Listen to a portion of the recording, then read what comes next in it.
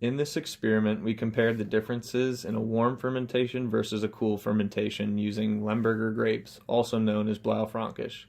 Many winemakers can choose to ferment at higher or lower temperatures for stylistic purposes, availability of tank space, and managing microbes. For this specific experiment, we are testing more of a stylistic aspect by observing the differences in phenolic compound extraction between the two fermentations. To begin, grape samples were collected and analyzed weekly to confirm ripeness before harvest. Harvest was determined primarily due to the increasing issues with rot in this varietal. Here you can see us sorting out any significantly rotted clusters to avoid issues with oxidation or microbial spoilage. After removing rotted clusters, the Limburger was crushed and destemmed. Both tanks were inoculated using Rhone 2226 yeast, which is a strain highly recommended for red fermentations. It is very alcohol tolerant, has a fast fermentation speed, and works well in fermentation temperatures ranging 15 to 28 degrees Celsius. Prior to inoculation, the warm fermentation tank temperature was set to 26 degrees Celsius, and the cool fermentation tanks was set to 16 degrees Celsius.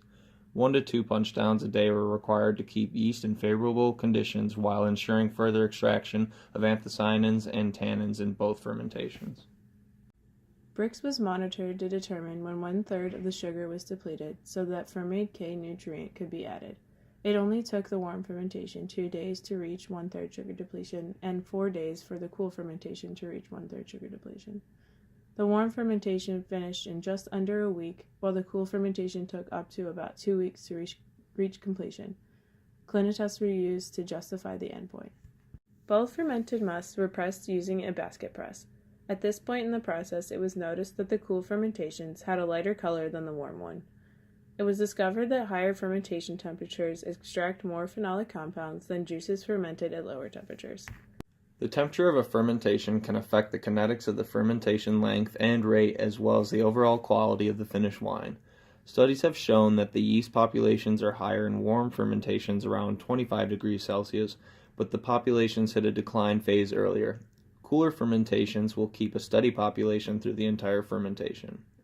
Low temperature fermentations produce stronger aromatic profiles in wines. The drawbacks of a cooler fermentation is the possibility of it getting stuck because yeast growth can be limited by low temperatures which lengthen the duration of the fermentation as shown in the experiment. Warm fermentations, for example, may be too fast and difficult to monitor and make nutrient additions when needed.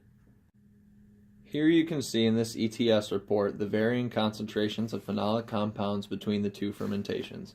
In this report, it shows that almost double the extraction occurred in the warm fermentation compared to that of the cool fermentation. Overall, the experimental results showed that juices fermented at higher temperatures have a greater extraction rate of phenolic compounds. This data can be applied in a practical setting when a winemaker is determining the steps to completing a red fermentation.